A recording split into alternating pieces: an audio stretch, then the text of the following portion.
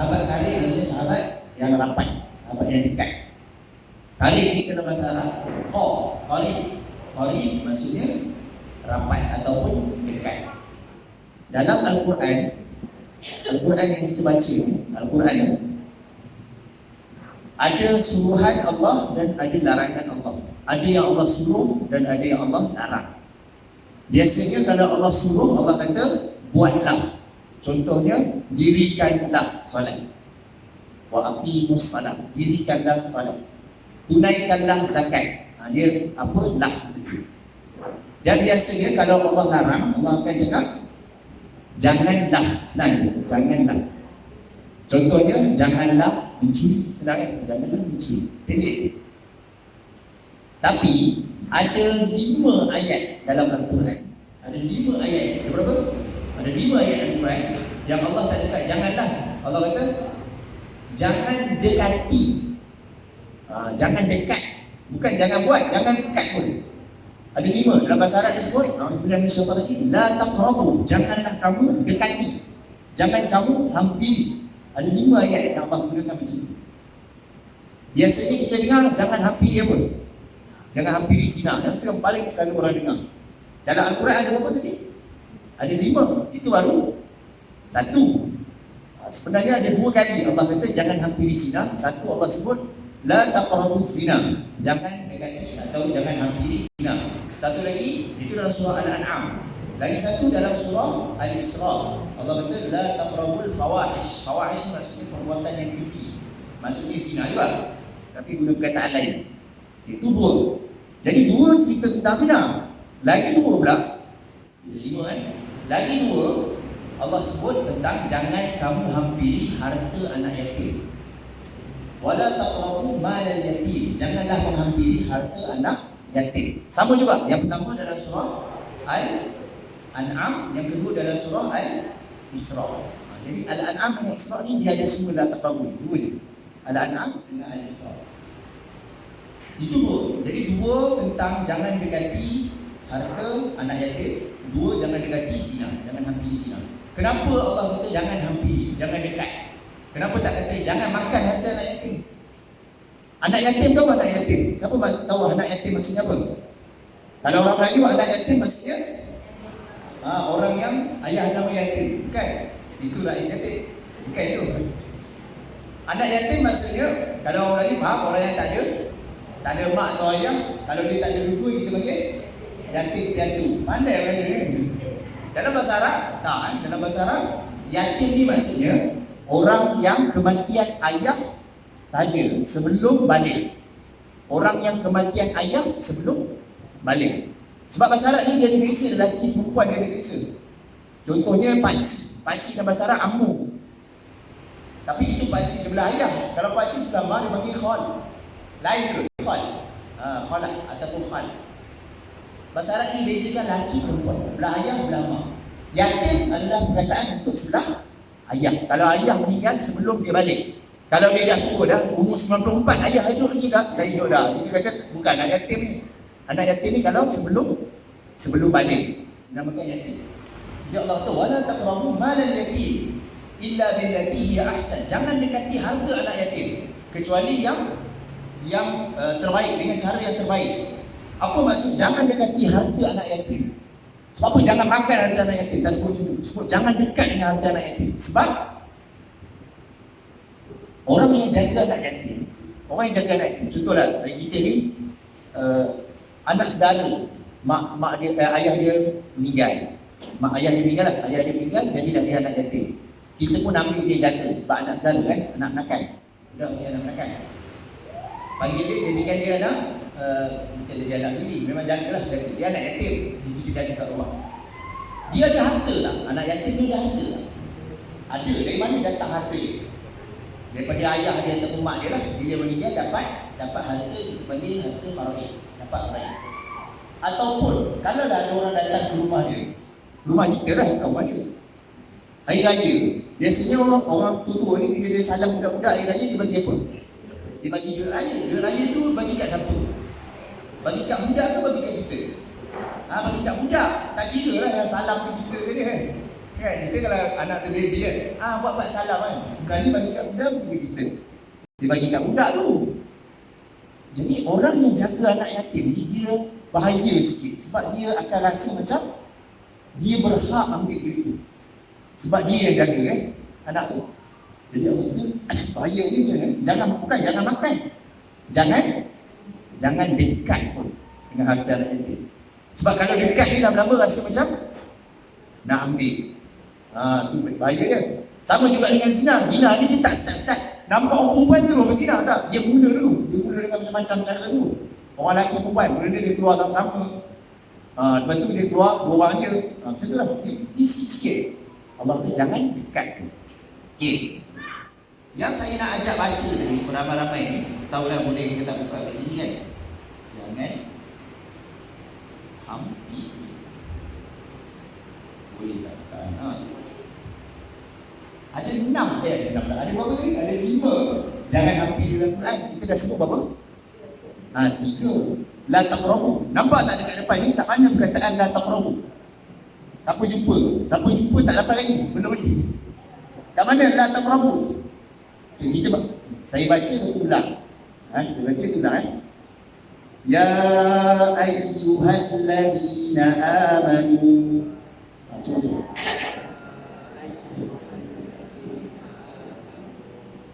La taqrabus salata wa antum sukara.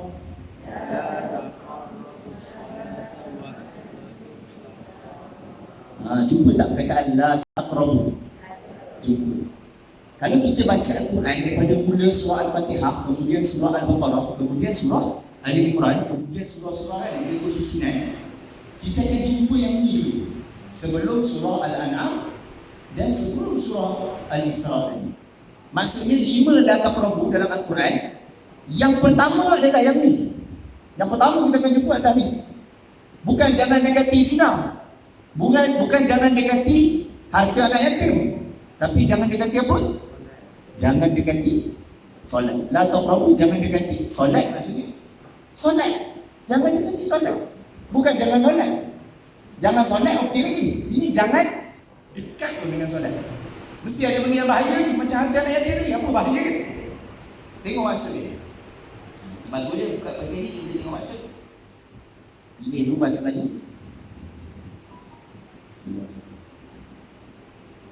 Ini sebenarnya. Ulang. Itu dia. Ruban sebenarnya. Buka kat sini.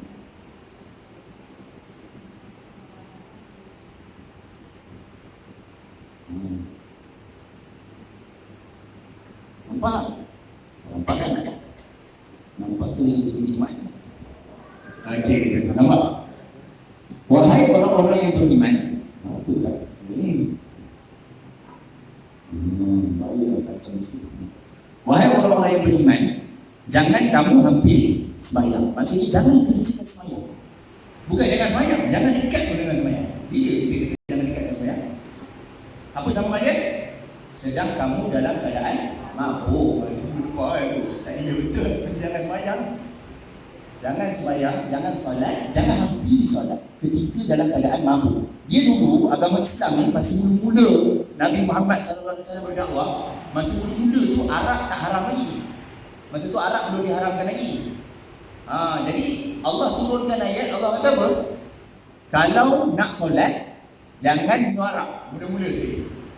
Jadi orang Islam dia mula tinggal dengan minum arak tu sikit-sikit. Sebab kita kan solat 5 waktu. Kalau katakan kita minum arak pukul 1 tengah hari kan, pukul 1 suku dah nak semayang, orang. Jadi tak boleh minum arak. Akhirnya makin lama orang mula tinggalkan minum arak. Dia macam orang isap rokok. Kalau kata jangan isap rokok tu, susah. Tapi kalau bulan puasa dia boleh tinggal daripada subuh sampai dah ke maghrib. Dia boleh tak isap rokok. Cuma bila dia azan maghrib tu dia buka puasa kan. Buka puasa kan. Tapi cerita dia Allah tak haramkan arak terus. Allah suruh bila nak solat jangan minum arak, jangan mabuk. Waktu nak solat jangan dekati. Jangan dekati solat ketika dalam keadaan mabuk. Tapi sebab apa orang mabuk ni tak boleh dekati solat? Apa sebab dia? Ada kat depan tu. Apa sebab dia? Hingga apa? Hingga kamu sedar dan mengetahui apa yang kamu kata. hingga kamu sedar dan kamu mengetahui apa yang kamu lakukan. Kita sekarang ni, syarat pertama nak mendapatkan solat yang khusyuk. Syarat pertama nak dapatkan solat yang khusyuk bukanlah cara kita solat, angkat tangan ke, pakai baju apa, kopiah ke, semayang masjid ada surau rekod. Tak ada. Syarat pertama dia adalah kita kena tahu kita kata apa. Jadi kalau orang mabuk kan, minum arak, waktu dia mabuk tu dia tak tahulah dia cakap apa, dia mengaku-mengaku kan. Lepas hilang mabuk dia boleh faham balik, betul tak? Tapi kalau kita ni sepanjang masa tak mabuk pun, sekarang ni kalau saya tanya, baca apa tadi solat? Kita entahlah saya, tak tahulah, baca lah tapi dah lama dah baca. Lagi teruk daripada orang mabuk ni. Macam mana kita ni? Sebab tu, ingat kan, kita kalau belajar mereka kan, solat ni mesti dilaksanakan dalam bahasa Arab, betul tak? Kan? Al-Fatihah kena dalam bahasa Arab. Sebab tu orang kalau dia masuk Islam, kita akan ajar dia asyhadu, macam tu. Kata, sebut asyhadu. Dia sebut susah kan? Tapi kita kena sebut sebab ini bahasa Arab. Tapi ada seorang ulama namanya Imam Abu Hanifah. Mazhab ni mazhab Hanafi. Mazhab Hanafi ni biasa orang India, contohnya dekat Masjid India tu. Itu mazhab Hanafi. Mazhab Hanafi ni, Imam Hanafi dia kata apa? Solat ni boleh dalam bahasa lain kalau dia tak pandai bahasa Arab. Tapi walaupun imam dia cakap macam tu, jangan penjuru lah, tak ada orang buat. Walaupun imam dia kata boleh, tapi kalau kita pergi sembahyang kat masjid dia, kita tak bahasa Arab pula. Dia cakap Allahu Akbar, kita cakap Allah Maha Besar. Dia tetap baca Fatihah sama macam kita. Sebab apa? Sebab pelik kan? Cakap solat bahasa Melayu, pelik kan? Tapi sebab apa dia kata boleh solat dalam bahasa lain? Sebab inilah ayat ni.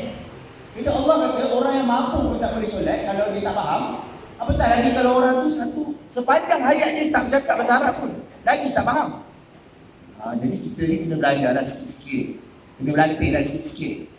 Bila nak solat tu ataupun sebelum solat tu, bila adakan buku maksud-maksud perkataan yang kita baca dalam solat tu, cuba kita tengok maksud. Bukan kena belajar bahasa Arab, tengok maksud dia. Bila kita solat tu, kita ingat dia, oh ni tengah baca bismillah. Apa maksud bismillah? Dengan nama Allah yang Maha Bersih lagi Maha Pemurah, Maha Penyayang. Ingat macam tu. Bukannya kita belajar bahasa Arab boleh jadi ustaz lah kan. Tak payah belajar bahasa Arab. Cukuplah sekadar kita kena baca. Itulah yang pertama kan. Nak mendapat solat seperti solat Rasulullah SAW. Yang kedua, itu yang pertama. Yang kedua, apa sahaja benda yang kita buat ni, kalau kita nak dapatkan kesungguhan dalam buat tu, mesti kena jelas kenapa kita buat. Betul tak? Betul tak? Apa sahaja benda yang kita buat, kalau kita nak bersungguh-sungguh, kita kena jelas kenapa kita buat benda tu. Betul tak? Kalau ada orang tu dia kata, awak belajar. Untuk apa belajar? Sebab minggu depan periksa. Bersungguh lah belajar? Sungguh. Tapi kalau kita kata, awak ni belajar, tak ada periksa, tak ada apa pun. Tak ada apa pun. Dia buat macam mana? Dia buat biasa-biasa je lah kan? Bilik je lah kan? Tak ada periksa. Kalau periksa pula, ni periksa ni, hari ni semua orang, saya bagi ni kita soalan ni, bagi soalan ni. Kalau betul, tak dapat apa-apa. Sungguh tak? Tak sungguh. Kalau betul semua ni, saya bagi hadiah. Jadi bersungguh sikit kan? Ataupun dapat hadiah, dia kata, ni hadiah ni boleh guna. Yang kedua, hadiah tak boleh guna. Contohnya dia kata, kalau betul semua, saya bagi ucapan terima kasih. Yang kedua saya kata, kalau betul saya bagi duit RM1,000. Lagi bersungguh yang mana? Mesti dapat duit RM1,000 kan? Sama juga. Dalam kita nak solat, kita jelas kita ni solat kenapa? Tujuan kita apa? Kita bersolat ni untuk apa? Apa maksud perkataan solat? Siapa tahu apa maksud perkataan solat? Solat ni sebenarnya maksudnya apa? Solat ni sebenarnya maksudnya doa. Pandai. Solat ni sebenarnya maksudnya doa. Sebab apa solat ni dinamakan doa? Sebab apa maksud perkataan solat itu doa? Sebab sebenarnya dalam solat ni bermula sampailah ke akhir itu dipenuhi dengan doa. Cuma kita tak faham. Sebab itulah ada orang selalu kata selepas solat kenalah berdoa. Sebab apa? Sebab tadi dia nak ingat dia tengah doa. Bila kita baca Al-Fatihah, kita ada minta apa-apa tak? Ada. Sebab tu kita kata amin. Betul tak? Baca Fatihah kan? Walaupun kita baca apa? Amin. Kenapa amin? Sebab baru lepas doa. Tapi masih baca Fatihah tu teringat tak baca tengah doa ni. Jadi kita tak sedar kita ni tengah berdoa, sebab tu tak bersungguh. Macam mana bersungguh ni Nabi SAW bila nak solat? Ada dua benda saya nak cerita. Yang pertama,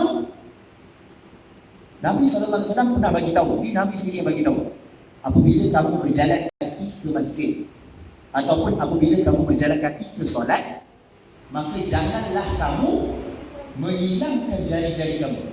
Pernah dengar? Pernah tak dengar? Bila kamu berjalan nak pergi ke masjid ni, jangan silangkan jari. Pernah tak dengar? Orang cerita ni? Tak pernah? Kita tak dengar kan? Kita dah silap kan? Pergi jalan silang ke tak silang bukan tengah semayang. Nak jalan ni, tengah jalan. Kenapa tak boleh silang? Soalan dia, kenapa tak boleh silang pula? Nabi SAW kata, kenapa? Kerana seseorang tu dikira sedang bersolat apabila dia hendak solat. Bila dia nak solat, dia dah kira sedang solat. Orang yang tengah solat ada tak buat silang jari ni? Tak ada kan? Kalau kita nak dapat pahala, seolah-olah kita dah solat dah, walaupun tengah jalan kaki di rumah ni, kita buat macam mana? Kita kena buat seolah-olah macam kita dah mula dah solat. Orang solat ada tak sembang bercakap? Tak ada dah kan? Kalau kita ni tengah naik di masjid ni, ataupun tengah naik di surau ni, dalam perjalanan tu nampak kawan tu tengah duduk goreng kan? Tengah duduk goreng, isi goreng. Kita goreng apa? Nak gimana? Tak pergi semayang. Tak payah. Sebab apa? Sebab Nabi kata, seseorang tu dianggap sedang solat kalau dia hendak solat. Hendak solat dia dah dapat pahala solat lah. Dengan syarat jangan buatlah benda-benda yang batalkan solat ni. Tapi berjalan tak boleh, orang kata tak boleh gerak lah. Berjalan tak boleh, memang kita sedang berjalan kaki ke masjid. Tapi hadis yang pertama, kalaulah kita silangkan jari, apa hukumnya? Tak ada apa-apa. Sunat saja, kita jangan silangkan jari, itu sunat hukum. Kalau kita silangkan pun tak ada masalah, tak ada dosa. Cuma nak kata macam mana Nabi dia niat dah start solat tu walaupun belum sampai ke masjid. Itu yang pertama, hadis yang pertama. Hadis yang kedua, sahabat-sahabat cerita macam mana keadaan Nabi ni bila nak solat. Para sahabat kata, Rasulullah SAW bila dia dah habis wudu untuk solat, muka dia, wajah dia dah tak macam kenal kita lah. Wajah dia jadi muram, tunduk, gelap. Kenapa? Sebab dia tahu nak menghadap Allah selepas ni. Itu yang kedua. Kita pula macam mana? Kalau kita nak solat, sempat dah kan? Dahulu itu bukan setakat jalan tadi. Dah iqamah dah. Bila dia dah iqamah dah, dia cakap, sah-sah, kita buat apa? Dia relax kan? Bila main pun, main pun kita tak habis di WhatsApp, tak habis. Orang gambar pun tak habis. Orang dah gaduh politik kan? Gaduh tak habis. Kan kenal pun dia, tak kenal pun. Gaduh je tak habis. Sedangkan Nabi SAW macam mana gaya dia lepas itu? Sahabat-sahabat kata muka dia dah macam tak kenal kita. Tak pandang dah sahabat-sahabat ni. Itu satu. Yang saya nak tegur juga, kadang-kadang orang dia dah masuk soft lambat. Bila kita masuk soft ni kan, kita ni budaya Melayu ni, bila kita masuk soft, kita suka buat apa? Kita suka salam kawan sebelah. Macam nak berkenalan pula kan. Macam baru sampai rumah kan, macam baru sampai rumah orang, mesti salam dulu kan. Jadi kita anggap macam masuk soft tu, macam masuk rumah dia pula. Orang dah solat dah. Imam tu dah angkat takbir dah. Tak payah dah buat benda ni. Nak bersalam, ini jadi kan. Bukan kita tak sembang lepas sembahyang kan. Lepas sembahyang siap pergi ngetik, minum kita tarik semua. Kan nak salam benda ni. Tak ada pun. Ini cerita dia, sepatutnya seorang tu, dia dah menjadi seolah-olah sedang bersolat, sedang menghadap Allah sebelum solat dia. Sebelum angkat takbir tu lagi. Tu. Jadi itu buah ni menceritakan macam mana perihal Nabi SAW sebelum solat. Tu. Ini ingat kan? Yang ketiga, ni masih belum tiga. Sekarang kita dah, mula-mula tadi dah buat apa? Dah faham ni ayat ni, Quran ni. Maksudnya kita kena faham cakap apa. Yang kedua tadi, kena jaga niat kita. Kita ni sedang menghadap Allah, ingat ni, menghadap Allah. Yang ketiga, bila kita nak pergi solat, syarat, rukun pertama dalam bahasa kita, rukun pertama adalah niat. Selepas niat apa? Niat lepas tu apa? Berdiri, dia berdiri tegak. Ini satu saja nak tegur juga ni. Orang yang mampu berdiri kena berdiri. Orang yang tak mampu berdiri dia boleh duduk. Kalau orang tu Mampu berdiri, dia tak mampu sujud. Kita kira. Orang tu mampu berdiri, dia cuma tak mampu sujud. Sebab sakit lutut tak boleh nak bengkok, jadi dia tak mampu sujud. Dia kena berdiri, dia duduk. Duduk tu berdiri. Jawapannya, dia kena berdiri kan, sebab dia mampu berdiri. Dia kena berdiri, dia jangan start terus. Start terus duduk. Ini budaya sekarang ni. Saya ingat dulu masa saya kecil. Sekarang kecil juga, tapi lagi kecil. Masa saya lagi kecil dulu, tak ada dekat surau masjid ni kursi. Ingat tak? Ada dulu surau. Ada ke surau dulu ada kursi kat dalam surau? Tak ada. Sejak bila dia budaya ada kursi? Kalau tak ada, cari-cari kan? Tak apalah, bukan masalah kursi tu. Tapi nak cerita, kita kalau mampu berdiri, kena berdiri dulu. Lepas tu, bila bahagian yang kita tak mampu tu baru kita buat semampunya. Contohnya tadi, dia tak mampu nak sujud. Bila nak sujud, baru dia duduk.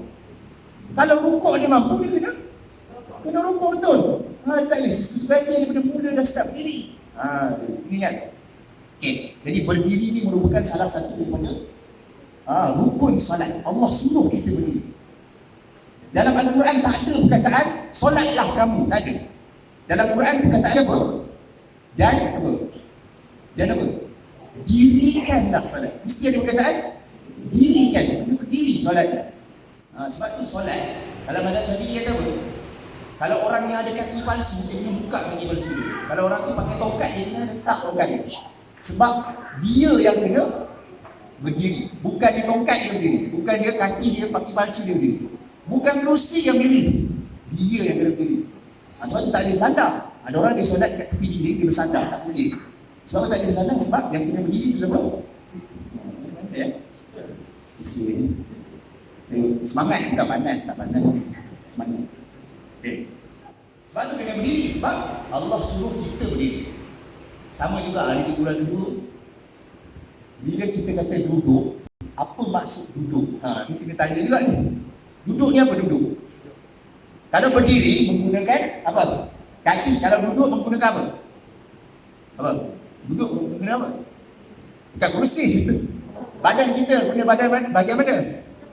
Punggung. Punggung kan? Dalam bahasa sendiri dia ada perbezaan pandangan juga lah. Tak ada tahu.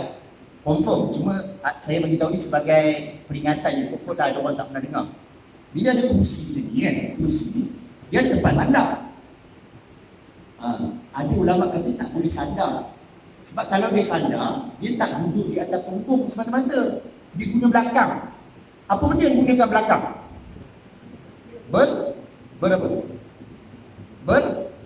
Berbaring. Sebab kita kan solat boleh 3 keadaan. Sama ada berdiri, ataupun duduk, ataupun berbaring. Berdiri di atas kaki, duduk di atas punggung, baring di atas belakang. Kalau dia duduk di atas belakang, seolah-olah dia berbaring. Itu kena ingat lah. Sebab sekarang ni semua kursi dia ada tempat sandar ni. Jadi saya nasihatkan dia lah. Taklah kata wajib kan, sebab memang ada ulama kata boleh sandar. Cuma saya bagi dia supaya tak ada masalah lah. Sebab setengah ustaz dia kata tak boleh langsung. Kan ustaz tu datang, kata apa ni, mesti sandar, tak boleh sandar, tak sah solat. Tak pasal-pasal kan. Sebab kita yang tak larat ni bukannya belakang, yang tak larat ni lutut. Itu tak ada kena-kena. Itulah, kita ni satu sakit, semua sakit. Orang lelaki sihat walafiat, umur baru 15 tahun. Main bola tersedium kat pukul lali. Tersedium kat pukul lali.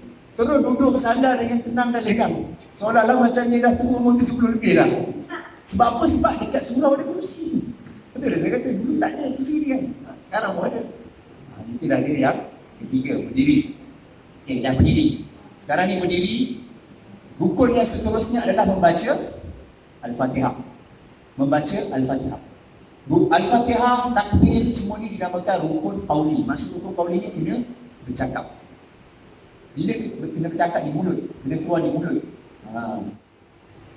Bila kita baca, dalam kitab sebut, kena didengari di telinga sendiri. Betul tak? Betul kan? Kena didengari di telinga sendiri.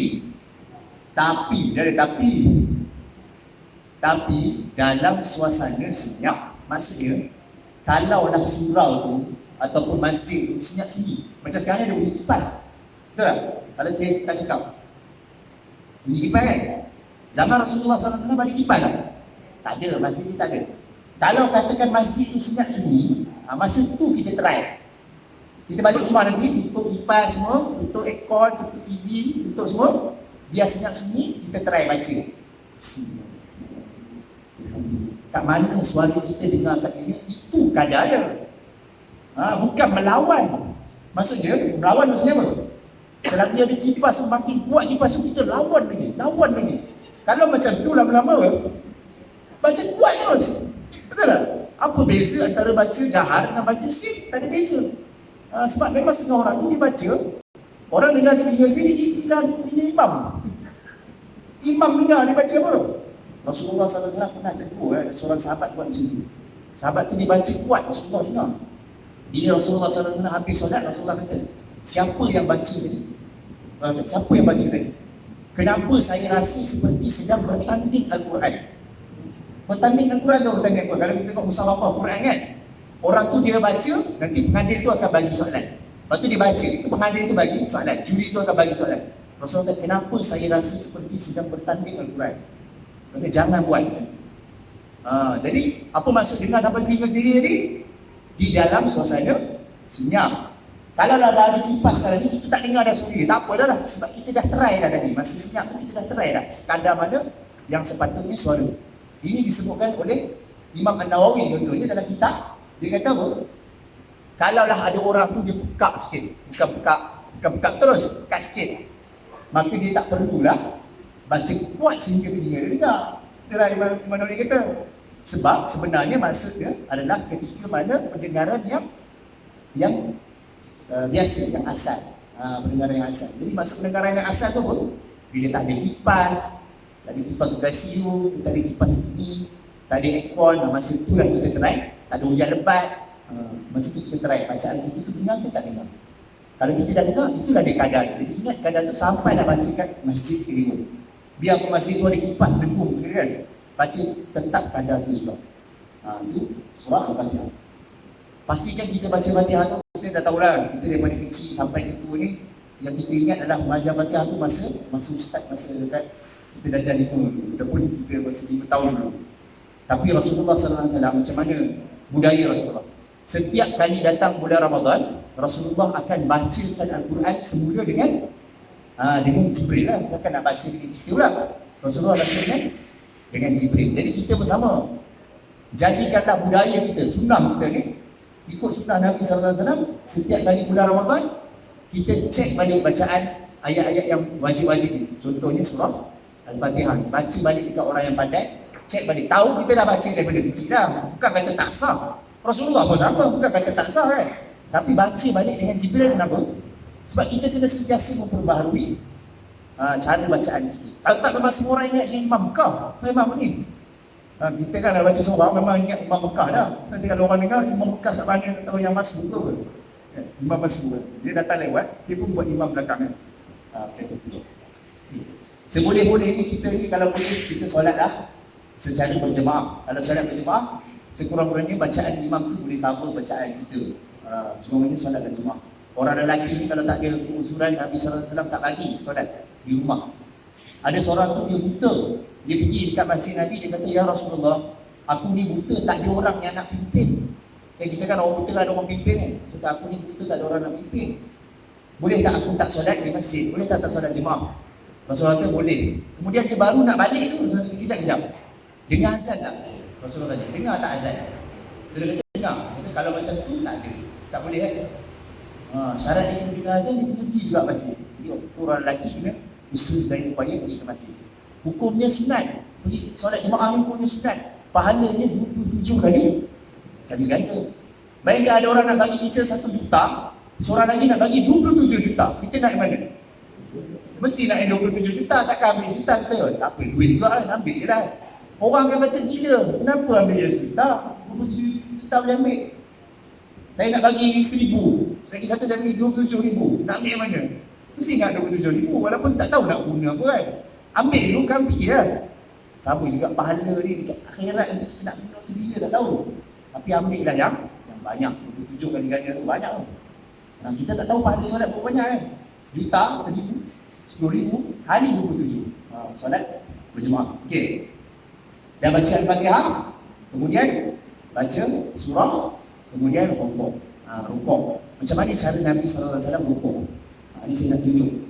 Nabi SAW bila dia rukuk, dia akan belakang ini akan hampir rata. Sebab kita badan manusia ni bukan yang meja, bukan rata meja. Dia akan hampir rata. Sahabat kata kalau dia letakkan sesuatu di atas belakang, katakan ni botol kan, katakan kita letakkan itu, barang tu tidak jatuh. Maksudnya apa? Kita ni kalau rukuk jangan terlalu bawah sikit. Ada orang dia rukuk sampai ke bawah sangat, lebih bawah sangat. Ada orang rukuk tak sampai. Kita tengok tak cukup kan. Rasa macam tak kuat nak dulu. Sikit sangat cerita. Apa benda. Rukuk dah macam cara Nabi SAW. Macam mana? Biarlah hampir sama. Kita taklah kata straight macam meja, tapi biarlah hampir sama. Sebab apa? Sahabat kata Rasulullah SAW apabila dia rukuk, kalau kita letak barang di atas belakang dia tidak jatuh. Nak mengatakan betapa tegaknya Rasulullah SAW rukuk. Itu waktu rukuk. Dalam solat ada benda-benda sunat. Antara benda sunat ni kita angkat tangan. Kita sebut Allahu Akbar tu rukun, tapi angkat tangan ni. Masa kita nak solat tu kita sebut Allahu Akbar kan, yang tu rukun, tu masa start takbiratul ihram, tu rukun. Tapi angkat tangan ni rukun kan? Sunat. Cuma dia nak tahu juga, walaupun dia sunat, kita tahu juga apa tujuan kita angkat tangan ni. Kita buat apa kita angkat tangan ni? Kita buat apa angkat tangan ni? Tengah buat apa? Tengah buat apa angkat tangan? Kita tak tahu. Taklah, selama ni saya angkat tangan je lah. Apa tujuan kita tahu. Jawapannya, angkat tangan ni sebenarnya lambang berserah diri. Menyerah. Tahu menyerah? Orang menyerah kan? Polis kalau dia tangkap ni, dia kata, angkat tangan. Cik, angkat tangan. Angkat tangan cepat. Kita buat macam mana? Macam ni? Ada tak? Tak ada. Macam mana angkat tangan? Tapak tangan ni mesti dihalakan ke depan. Itu maksud angkat tangan masa takbirul. Dia berserah macam ni. Ada setengah orang dia bengkok sikit. Kalau sikit tak apalah, sebab susah juga nak sentiasa. Tapi sebenarnya memang menghadap ke depan. Tapak tangan ni menghadap ke depan. Sebab kita bukan tengah berdoa. Ada orang ni buat macam berdoa. Macam tu. Bukan tengah berdoa. Kita sedang berserah. Berserah angkat tangan. Sekadar mana angkat tangan? Ada dua riwayat. Ada yang kata, dia sebut dalam riwayat itu senang je. Riwayat itu kata, sekadar paras telinga. Anak telinga. Jadi para ulama ni faham dua. Satu, ujung tangan ni, ujung jari ni. Kalau ujung jari paras bukan kena kan, paras. Maksudnya kat sini. Itu pandangan pertama. Yang kedua, jari yang ni. Kalau jari yang ni paras kan, bukan kena. Ada orang sampai kena. Kita malah saya nak tegur, cuma saya kata dalam hadis tu tak sebut kena, dia sebut paras. Paras ni maksudnya sama. Sama tinggi. Sama tinggi dengan jari yang ni. Jadi tak kisahlah kita ambil yang mana pun. Yang penting angkat tangan menghadap ke depan. Tapak tangan ni menghadap ke depan. Jadi sama ada kat sini. Contoh. Ini sama dengan anak telinga ni. Ataupun tinggi sikit. Yang ni. Sama dengan paras dengan anak telinga. Tu dia punya kadar mengangkat tangan. Dia berserah, menyerah. Waktu sunat yang lain, angkat tangan waktu bila? Sebelum rukuk. Yang pertama tadi waktu angkat tangan yang pertama, yang kedua sebelum nak rukuk kita angkat tangan. Sama juga berserah. Kemudian kita rukuk, sama tadi disebut sama ke belakang. Yang ketiga waktu kita bangun balik pun sama, disunatkan kita angkat tangan. Sama juga berserah. Semua orang dia bukan berserah, dia menghayun, tak menyerah, tak sempat menyerah kan, menghayun. Macam mana menghayun? Kita menghayun, tak sempat apa? Tak sempat, dia kena menyerah saja, menyerah. Sami Allahu liman baru letak. Menyerah saja. Kemudian sujud tak adalah, sujud. Waktu sujud ada 7 anggota yang bersepeda. Dan semua orang tahu lah kan, 7 anggota yang bersepeda apa? Dari 2 tangan, lutut, 2 lutut dan juga 2 jari kaki ataupun bahagian bawah jari kaki. Ini bukan semata-mata jari. Ini kadang-kadang orang letak je kaki macam tu kan, tak cukup lah. Saya tak kata tak sah, sebab yang sah tak sah ni adalah dahi. Kalau dia sujud tak kena dahi, itu baru kita kata tak sah. Tapi kalau dia sujud semua kena, tapi kaki dia terangkat ataupun kaki dia terlipat ke dalam macam ni. Dia sepatutnya buka ni, bagi tapak kaki tu kena dekat lantai. Macam tu cara sujud yang sepatutnya.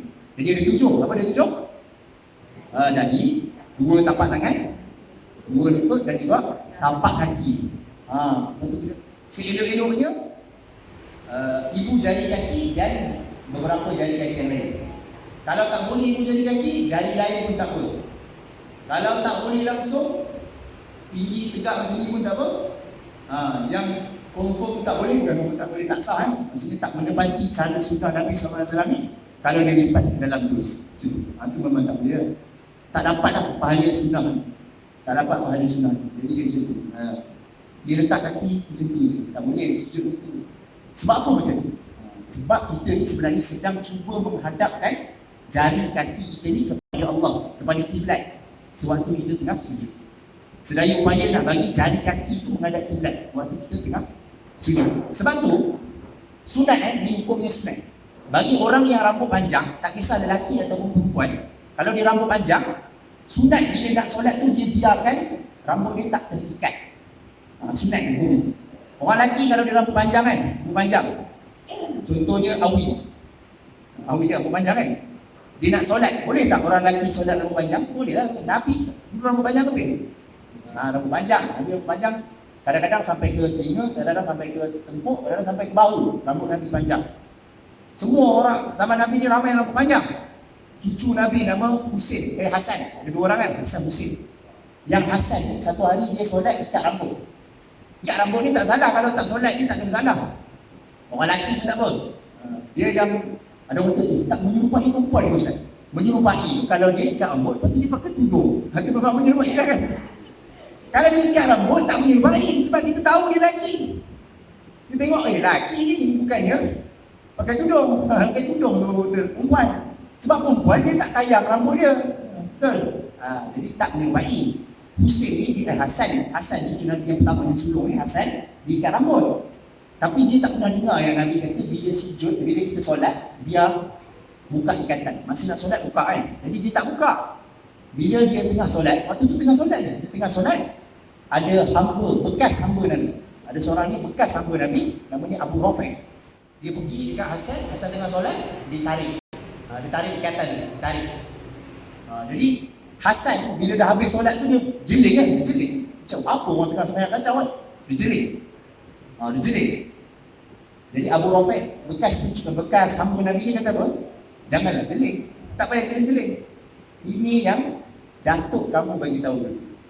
Siapa datuk dia? Rasulullah lah. Apabila kita solat, maka biarkanlah, Rasulullah sebut dalam hadis tu macam tu. Apabila kita solat, biarkanlah baju kita dan rambut kita terurai. Baju terurai macam mana? Orang Arab ni, macam saya sekarang pakai jubah kan. Orang Arab ni dia ada pakai tali pinggang. Perasan tak? Tak perasan? Pernah tak tengok cerita Alibaba betul apa? Kan? Dia pakai jubah, lepas tu dia ada tali pinggang. Tali pinggang tu dia buat letak apa? Tak pisau ke, dia tak ada poket, tak letak kat mana. Jadi letak pisau ke, dia letak pedang ke kan. Itu tali pinggang, tujuan tali pinggang tu. Rasulullah kata bila nak solat, buka tali pinggang tu. Biar baju kita ni terurai. Sebab apa terurai? Nabi SAW sebut supaya semua anggota badan kita sama-sama bersujud kepada Allah. Bila kita sujud kan, biar kain kita pun kena ke lantai. Rambut kita tu kalau orang lelaki kan, kalau orang lelaki bagus kalau dia boleh buat supaya rambut dia tu biar kena sikit ke belakang. Bukan tutup dahi ni, belakang tu ke depan sikit. Tu. Sama juga orang perempuan pun sama, sunat. Dia biarkan rambut dia tak ikat, tapi dia pakai tudung lah kan, akan tak pakai. Habis cerita tentang sujud. Kemudian bangun daripada 2 sujud. Ada doa yang kita semua tahu tu. Kalau boleh, cuba kita ulang kaji balik maksud doa yang kita baca semasa doa antara 2 sujud. Sebab tu doa yang bagus tu, mencukupi dunia dan akhirat. Apa bacaannya? Cuba baca. Rabbil firli, wahai Tuhanku ampunkan aku. Lagi warhamni, kasihanilah aku. Lagi wajburni. Kita baca wajbur ni. Wajburni, baca betul-betul. Wajburni. Dia roh. Wajburni. Maksud apa wajburni? Dan tampungkanlah kesalahan, kecacatan, kesilapan aku. Warfa'ni. Sebut betul-betul. Warfa'ni. Sebut. Maksudnya apa? Angkatkan darjat aku. Warfa'ni, warzuqni. Apa maksud warzuqni? Rezeki. Berikan aku rezeki. Warzuqni, wahdini. Berikan aku hidayah petunjuk. Wa'afini. Sembuhkan aku, sembuhkan. Ada dua orang sembuhkan saja. Wa'fu anni, maafkan aku. Jadi sebenarnya solat ni memang dipenuhi doa. Daripada mula kita baca Fatihah tu doa, rukuk tu ada doa, sujud pun doa, duduk antara dua sujud pun doa. Sebab tu solat namanya solat. Masuk ke solat tadi doa. Jadi kalau orang yang belajar bahasa Arab, orang yang belajar di negara Arab ni, dia pelik lah bila kita kata apa dah orang Arab ni lepas solat tak doa. Orang Arab pelik lah kata-kata tu sebab solat tu sendiri merupakan doa. Jadi ingat maksud dia, bila kita baca walaupun tak faham bahasa Arab, ingatlah maksud tadi. Ampunkan aku, kasihanilah aku, angkat darjat aku, tampunkan kesilapan aku, berikan aku rezeki, sembuhkanlah penyakit-penyakit aku, tak kisahlah penyakit hati atau penyakit betul dia, penyakit badan, dan juga maafkanlah aku. Ingat dia punya maksud-maksud 9 kan. Okay. Lepas tu semua rukun dah habis dah. Yang terakhir adalah tahiyat lah, dah habis dah. Tahiyat. Ulang lagi, tahiyat. Duduk tahiyat. Dalam tahiyat ada 3 benda yang kita baca. Yang pertama, kita akan ucap tahiyat. Ucap tahiyat ni maksudnya ucapan baik. Tahiyat ni dalam bahasa Melayu dipanggil ucapan. Dalam bahasa Inggeris dipanggil greeting. Greeting. Tahiyat. Dalam bahasa Arab ni tahiyat. Al-tahiyat, apa benda semua tu? Sampai dah habis. Kemudian yang kedua, kita akan baca tasyahud. Maksudnya kita akan bersyahadah semula. Asyhadu an la ilaha illallah wa asyhadu anna Muhammadan Rasulullah. Kena ingat tu. Sebab apa? Sebab kita, kalau ada orang tanya kan, kita bila masuk Islam? Kata saya dah lama masuk Islam, sejak daripada dilahirkan ni. Tapi dia kata, awak pernah mengucap tak? Kita terfikir, pernah tak mengucap? Sebenarnya setiap hari kita mengucap, betul tidak? Waktu tahiyat kita tasyahud, kita sebut asyhadu an la. Kenapa kita angkat jari? Kita tengok. Kenapa kita angkat jari? Angkat jari ini melambangkan tiada Tuhan yang layak disembah melainkan Allah semata-mata. Dia satu. Nak tunjuk nombor satu.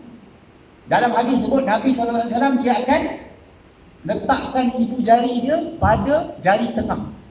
Saya buat macam ni. Ada ulama kata macam ni. Ada ulama kata macam ni. Cuba buat. Ni jari tengah. Sebab jari ni nak tunjuk. Ada yang ulama kata macam ni. Ada yang kata macam ni. Yang penting ibu jari kena ke jari tengah. Kita ingat main tunjuk je sama dia kan? Ada sebenarnya cara dia. Ada sebenarnya cara dia. Waktu kita tahiyat tu, letakkan jari tu pun ada. Sama ada letak di ujung jari macam ni, bulat, ataupun kita letak macam biasa, cuma letak di atas macam tu. Kalau macam ni, kalau yang ni, macam ni. Kedua tu, ni. Yang ni satu. Ataupun yang ni. Dua. Waktu bila kita angkat. Waktu sebut perkataan. Itu yang biasa buat. Yang sebenarnya, waktu bila kita angkat, waktu sebut illallah. Tapi memang orang sangka dia ada asyhadu. Dia ada 3 cara, tapi 3 tu bukan asyhadu. Dia 3 cara. Yang pertama, angkat daripada mula sampai habis. Daripada at-tahiyat tu semua tu tegak je. Itu cara pertama. Yang kedua, illallah baru angkat. Yang ketiga, Allah baru angkat. Tak ada asyhadu, Melayu je. Melayu je. Kadang kita dalam kitab Melayu pun juga, kita jauh pun sebut illallah, angkat. Illallah. Sebab kita nak kata tiada Tuhan selain Allah. Waktu selain Allah, kecuali Allah. Itu kita angkat, ambil. Kemudian kita nak kekal sampai ke akhir pun boleh, kita nak turun balik pun boleh. Itulah kita punya gerak. Sebab ada orang dia kata kita tak ada gerak-gerak jari. Ada orang dia solat gerak-gerak jari. Kita kata ada, mazhab Syafi'i dia gerak sekali. Itulah dia, sekali gerak. Ada mazhab yang gerak banyak kali. Tu je lah beza dia. Tak ada masalah pun. Ada orang tu gerak banyak kali, batal lah. Tak batal. Dia yang membatalkan solat, gerak perbuatan besar. Contohnya perbuatan besar apa? Lengan ni berapa besar. Tangan ni pun dia masih lagi kecil. Ni kat sini. Kalau orang tu tengah sembahyang, dia gerak-gerak dulu. Singalkan komputer tak tahu kan? Di tengah belakang badminton. Tak batal dia, tak batal dia. Yang batal pergerakan besar. Besar macam mana? Lengan. Waktu bila orang selalu gerak lengan tadi? Waktu bangun daripada rukuk. Dia layan. Ingat apa benda tengah sia-sia? Jangan berhenti. Berhentilah siapa yang buat tadi, berhenti ya. Bila bangun daripada rukuk, sambil Allahu liman hamidah. Kalau nak gerak pun biar sekali cukup. Tapi kalau tak, sepatutnya tak gerak. Apa ni? Saya bukan tengah berkawan. Jadi habislah kita membaca asyhadu an la ilaha illallah, kemudian selawat ke atas Nabi sallallahu alaihi wasallam. Dan sebelum kita habis solat, ada banyak doa yang Nabi sallallahu alaihi wasallam ajar. Ada banyak doa. Antaranya mungkin ada orang yang hafal lah. Allahumma ighfirli ma qaddamtu wa ma akhartu. Ada siapa yang hafal tak doa tu? Ada. Allahumma ighfirli ma qaddamtu wa ma akhartu wa ma anta a'lamu bihi minni. Antal muqaddim wa antal muakhir. Baca lagi sebab tahu orang tu tak ingat kan.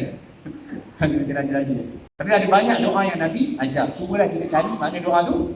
Dekat mana-mana tanyalah ustaz guru tulisan. Bila tanya kat ustaz lain mana ni. Dulu dia tuliskan. Tapi sebaik-baiknya, sebab dalam hadis sebut, berdoalah ketika bersurai solat. Kita orang lain faham, ketika bersurai itu selepas solat. Sedangkan ramai ulama kata, ketika bersurai itu bukannya selepas, ketika bersurai. Maksudnya apa? Selepas dah habis bacaan at-tahiyat semua tu. Sebelum bagi salam, banyakkan doa waktu tu. Sebab tu setengah-setengah imam lama. Dia tunggu, lama betul imam dia bagi salam. Dia tidur ke? Bukan dia tidur. Waktu tu adalah waktu mustajab untuk doa-doa lah banyak-banyak. Kalau kita tak ingat dalam bahasa Arab, baca dalam hati saja dalam bahasa Melayu kan. Tapi kalau kita seboleh-bolehnya carikan doa-doa yang Nabi ajar ni. Contohnya saya baca tadi tu kan, Allahumma ighfirli ma qaddamtu wa ma akhartu. Baca doa yang contohnya tu. Ataupun ada doa lain. Allahumma inni a'udzubika min apa? Min fitnati Masih Dajjal. Pernah juga ada Nabi minta perlindungan daripada Dajjal. Tapi banyakkan berdoa sebelum memberi salam. Kemudian memberilah salam. Assalamualaikum warahmatullahi. Assalamualaikum warahmatullahi. Ucapan tu yang rukunnya adalah Assalamualaikum. Cukup dah. Yang dia rukunnya. Pergerakan muka ni sunat dia. Gerakan muka sunat. Sama macam tadi, angkat takbir, sebut Allah Akbar tu rukun yang takbir ihram tu kan. Angkat tangan ni rukunnya sunat. Jadi kalau ada orang tu dia tak paling muka, sah tak? Sah. Yang penting dia dah sebut Assalamualaikum. Sampai kat hukum je dah. Dah cukup dah. Sebab dalam hadis Nabi kata solat ini diharamkan dengan takbir, dihalalkan semula dengan memberi salam. Jadi kita sebut Assalamualaikum dan kita bagi salam dah. Kalau ada orang tu dia tak tahan nak batal wudu ni, dia pun baru Assalamualaikum batal. Sah tak solat dia? Sah. Sebab dah sampai hukum. Tapi kalau dia baru tak boleh dah. Baru dah batal. Habis dah. Sembahyanglah semula. Kalau tak, dia sah. Jadi, tapi yang sempurnanya Assalamualaikum warahmatullahi. Lepas tu yang kedua pun sunat juga, sempurna dia Assalamualaikum warahmatullahi. Sama juga kalau kita makmum, ingat tu, yang sempurnanya biar imam habis sampai salam kedua dulu. Itu yang sempurna dia. Assalamualaikum warahmatullahi, kita senyap dulu. Kita biasanya yang kedua tu, imam as, kita pun as lah. Kita ikut Mekah. Mekah memang ada semangat bagi salam pertama je. Kena ikut Mekah tu. Kita kat zaman saya sendiri, 2 kali salam je. Assalamualaikum warahmatullahi. Yang kedua tu, bila dah warahmatullahi, barulah kita Assalamualaikum. Baru start. Barulah dapat pahala yang paling sempurna. Yang paling sempurna. Kalau tak sah je solat kita, yang ingat tak sah lah. Sah je solat kita, cuma tak dapat pahala sempurna. Jadi kalau dapat pahala sempurna, tunggu imam habis dulu. Assalamualaikum warahmatullahi. Assalamualaikum warahmatullahi. Dia orang kata ada doa tengah-tengah tu, saya tak tahu doa tu. Saya tak pernah dengar kan. Tapi ada orang kata ada doa di atas salam tu. Tak apalah, dia ajar. Habis-habis kita pun perkara pertama yang kita sebut selepas kita bagi salam apa dia? Astaghfirullah. Itu yang pertama. Ada orang disebut Alhamdulillah, saya pun tak ada dengar itu. Tapi yang sepatutnya disebut Astagfirullah. Sebab apa kita Astagfirullah? Sebab apa kita Astagfirullah? Bukan kita lupa buat dosa, betul tak? Sama juga nanti bila kita dah habis tadi kan. Sekarang ni dah habis dah betul ni. Bila kita dah habis majlis ni, kita tutup dengan tasbih kifarah. Kifarah kan? Kifarah daripada apa? Dosa. Ada dosa, buat dosa tu 4 dulu. Kan buat dosa kan? Tapi kenapa kita minta ampun? Astagfirullah. Kenapa? Jawapan dia sebab astagfirullah daripada kekurangan kita. Sebab solat ni sepatutnya daripada mula sampai ke akhir kita kena ingat Allah. Tapi biasanya kita tak boleh lah, takkan dapat. Mesti ada teringat lagi, benda lain. Baju angkat tak lagi. Cik ada dalam microwave. Ada je teringat benda-benda ingat. Benda yang tengah cari, waktu luar tak ingat. Bila tengah solat, terus teringat. Oh kat situ. Jadi itu yang kita astagfirullah kan. Bila habis solat ni kita pun astagfirullahaladzim. Sebab dalam solat tadi sepatutnya ingat Allah, kita ingat benda lain. Jadi kita sebutlah astagfirullah. Sama juga selepas habis daripada majlis kita sebut subhanakallah wa bihamdika asyhadu an la ilaha illa anta astaghfiruka wa atubu ilaik. Jadi itu tujuan astagfirullah. Dengan itu maka habis dah solat kita daripada mula sampai ke akhir. Seperti yang Rasulullah SAW ajar, sekiranya saya bagi tak tidak semua, tapi harapnya ada dah benda kita tambah baik. Apa yang baik itu kita cuba untuk amalkan, apa yang buruk itu kita tinggalkan. Wallahu a'lam. Cukup sampai sini. Aku kembali pada Assalamualaikum warahmatullahi wabarakatuh.